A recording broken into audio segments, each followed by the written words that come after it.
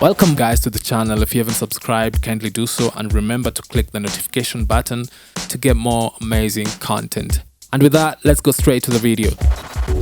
On June 24th, Microsoft will unveil its latest version of Windows 11. Guys over at extremetech.com have spent some time with the OS yesterday after a copy leaked online, and here's what they have to say about it. The upgrade function did not work properly on their testbed and the system itself failed to recognize the OS image when it was installed in a bootable drive. Fortunately, VMware Workstation Pro 16 can virtualize a TPM 2.0 module, provided you have one in your system.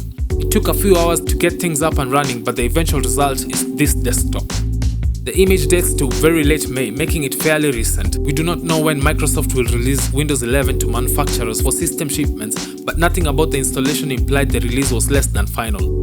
That does not mean it isn't, however, so take what you see with a grain of salt.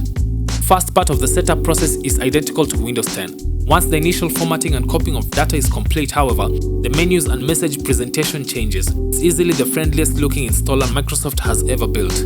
As always, Microsoft attempts to shove you into creating a non-local account. If you don't have internet connected, there's still an option to avoid the non-local account default. We don't know yet if Microsoft is hiding the option if you boot with internet connected. It has done so in the past with Windows 10, though it later updated the installer to remove this feature. The new start menu looks something like this when you boot up. It is easy to move the start menu back to the left-hand side of the screen if you dislike the look of a centered option.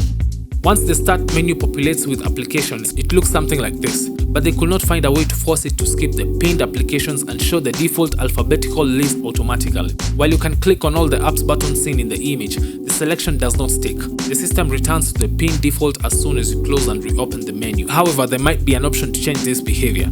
Microsoft has also come up with some new UI updates and the new icons look genuinely nice. They pop up a bit more than the old ones did, which is useful for immediately identifying which folder you want to access out of the left-hand list. One of the applications Microsoft suggests for installation is Adobe Photoshop Express. It's an interesting choice because Photoshop Express is a typically paid product. Windows 10 installations have not shown that application as an install option at fresh boot before. It's not clear if Microsoft has a deal with Adobe or if app suggestions are somewhat random. It is preferably better if Microsoft offers an offline application as a photo editor rather than pushing customers towards an application with an online login requirement. It's not clear if Adobe is offering those features free for 30-day trial or actually free. The former seems more likely than the latter, but it is possible Microsoft has some software announcements to make at this event. Free Photoshop elements with your free upgrade to Windows 11 seems an unlikely sales pitch, however.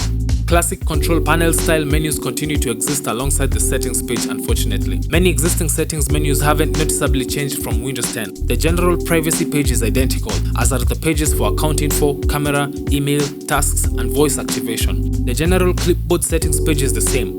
There's a new feature called Dashboard that displays news and information. The Verge calls this widgets, but the default layout is more like another news feed. The old Vista widgets could incorporate a fair bit of functionality, and it's not clear if those capabilities are duplicated here. In any event, you've got news right on the desktop without needing to open Chrome, Firefox, or Edge. It only works if you have a Microsoft account, however.